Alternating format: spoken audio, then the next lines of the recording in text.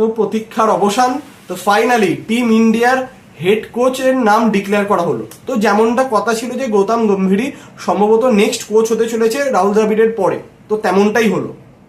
তো তেমনটাই ডিক্লেয়ার করা হলো যে গৌতম গম্ভীরই হবেন নেক্সট হেড কোচ। তো এর আগে রাহুল দ্রাবিড়ের কোচিংয়ে দল খুব ভালো খেলেছে, as a group as a team perform করেছে। সাফল্য বলতে 2024 টি-20 ওয়ার্ল্ড কাপ, তো 2023 ওয়ার্ল্ড কাপ ফাইনালে গিয়ে টিম ইন্ডিয়া হেরে গেছিল, আনবিটেন ছিল। তো সেই যে একটা যে টিমের যে স্পিরিট, আমরা প্রত্যেকে চাইবো যে গৌতম গম্ভীরের কোচিংয়েও সেই স্পিরিটটা বজায় থাকবে। তো গৌতম গম্ভীর তার যদি অ্যাজ আ প্লেয়ার তার স্ট্যাট আমরা সকলে জানি, তাও যদি একটু অল্প আলোচনা করে নিই। তিনি অ্যাজ আ প্লেয়ার 2007 এবং 2011 ওয়ার্ল্ড কাপ জিতেছেন টিম ইন্ডিয়ার জন্য, এবং 2007 টি-20 ওয়ার্ল্ড কাপ ফাইনালে গুরুত্বপূর্ণ 75 রানের ইনিংস, এবং 2011 ওয়ার্ল্ড কাপ ফাইনাল ওয়াংখেড়েতে এগেনস্ট শ্রীলঙ্কা সেই 97 রানের ইনিংস সবাই জানে।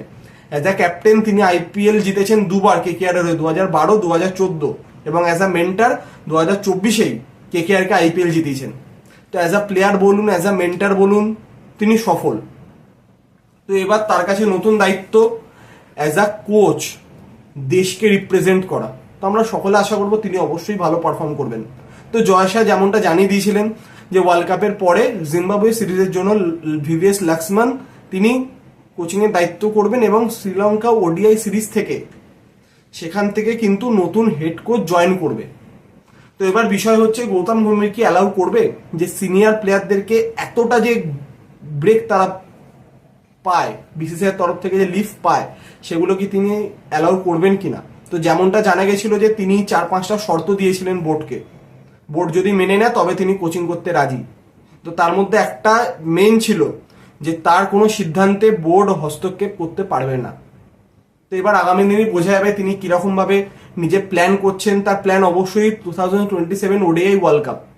তো সেই পয়েন্ট অফ ভিউ থেকে তিনি কিরকম কি প্ল্যান করছেন, তার কি চিন্তাধারা, তো আগামী দিনে আমরা অবশ্যই জানতে পারবো। তো এবার যেটা কানাঘুষো শোনা যাচ্ছে যে তিনি হয়তো অ্যাজ আ ব্যাটিং কোচ চাইছেন অভিষেক নায়ারকে, এবং অ্যাজ আ বোলিং কোচ চাইছেন বিনয় কুমারকে।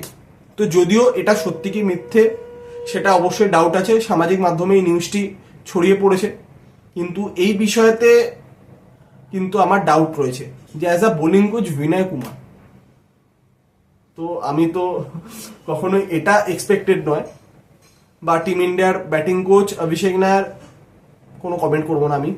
তো যাই হোক, তো তার অবশ্যই গৌতম গম্ভীরের রাইট আছে নিজের মতো সাপোর্ট স্টাফকে বেছে নেয়া।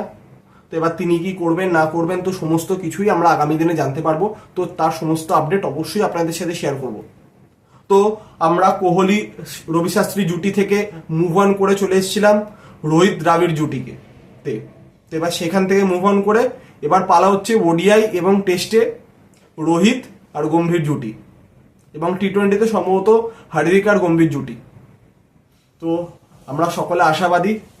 তো Gautam Gambhir as a player, as a captain, as a mentor যেরকম সাফল্য পেয়েছে, তো অ্যাজ আ কোচও টিম ইন্ডিয়াকে অনেক অনেক অনেক সাফল্য এনে দেবে।